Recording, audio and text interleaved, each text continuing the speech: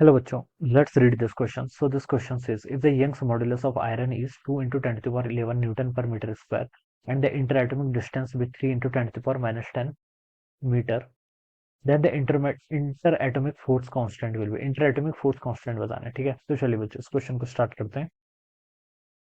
सो इस क्वेश्चन का की कॉन्सेप्ट आप देखिए बच्चों, यंग्स मॉड्यूलस लिख सकते हैं या फिर आप फोर्स कांस्टेंट लिख सकते हैं। क्या लिख सकते हैं? आपका फोर्स कांस्टेंट, ठीक है।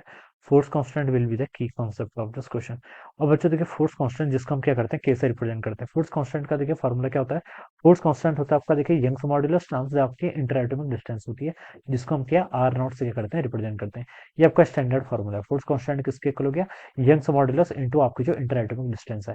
तो आपको बस यहाँ पर के की वैल्यू बतानी। के देखिए किसके इक्वल होगा? यंग्स मॉड्यूलस क्वेश्चन में गिवन किया हुआ है 2 into 10 to the power 11 newton पर मीटर स्क्वायर के इक्वल, ठीक है।